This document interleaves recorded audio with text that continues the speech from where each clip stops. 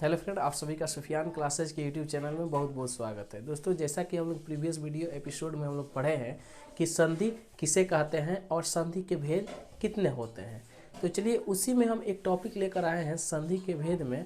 यानी हम लोगों ने जाना था कि संधि के 3 भेद होते हैं। कितने भेद होते हैं? संधि के 3 भेद होते हैं। पहला हम लोगों ने जाना था कि स्वर संधि होते हैं, दूसरा व्यंजन संधि और तीसरा विसर्ग संधि।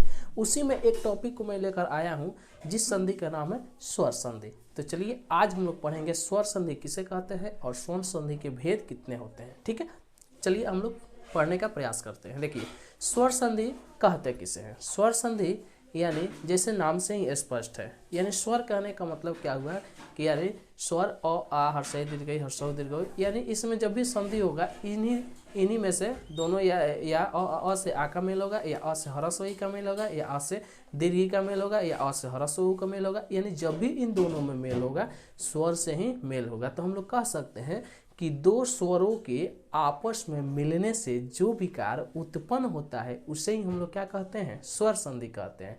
या हम लोग ऐसे भी कह सकते हैं कि जब दो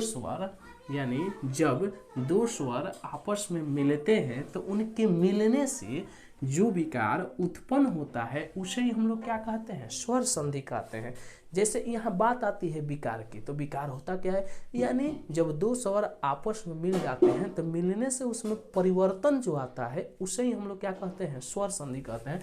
जैसे कि यहाँ पर ध्यान देंगे, यदि अ को हम अ से मेल करेंगे तो हमारा क्या बनता है? आ बनता है। ठीक है, या हम लोग आ का मेल यदि आ से कीजिएगा तभी हमेशा आ ही बनेगा, और अ का मेल यदि आप आ से कीजिएगा तो आ ही बनेगा, और आप आ का मेल यदि अ से कर रहे हैं तो हमेशा क्या बनता है?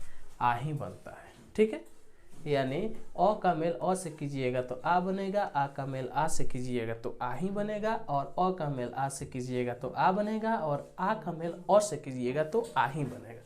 ठीक है, ठीक उसी प्रकार यदि आप अ का मेल ह्रस्व ई से करते हैं तो ए बनेगा, और यदि अ का मेल आप ह्रस्व ऊ से करते हैं तो क्या बनता है?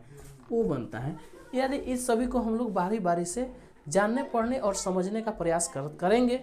अभी हम लोग जानते हैं और समझने का कोशिश करते हैं कि स्वर संधि होता क्या है। तो देखिए, स्वर संधि यानी जब दो स्वर आपस में मिलते हैं तो उनके मिलने से जो विकार उत्पन्न होता है उसे ही हम लोग क्या कहते हैं? स्वर संधि कहते हैं। तो देखिए यहाँ पर ध्यान दीजिए, यहाँ पर जैसे मैं एक लिया हूँ एग्जाम्पल की विद्या, इसका आप वर्ण विच्छेद कीजिएगा तो इसमें आएगा आ और इसमें आएगा आ।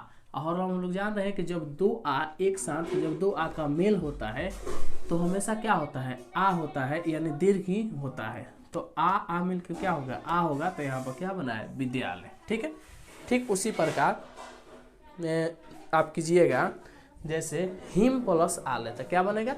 हिमालय बनेगा। ठीक है, आप कीजिएगा महा प्लस उदय। ठीक है, महा प्लस उदय तो आपका क्या बनेगा? महोदय बनेगा। ठीक है, अब बात आती है किसकी? स्वर संधि के भेद की, कि स्वर संधि के भेद होते कितने हैं। तो मेरे दोस्त, स्वर संधि के 5 भेद होते हैं। कितने भेद होते हैं? स्वर संधि के 5 भेद होते हैं। कौन कौन होते हैं? दीर्घ संधि, गुण संधि, वृद्धि संधि, यण संधि और अयादि संधि। मैं फिर से एक बार बता दूं, स्वर संधि के 5 भेद होते हैं। वो कौन कौन होते हैं?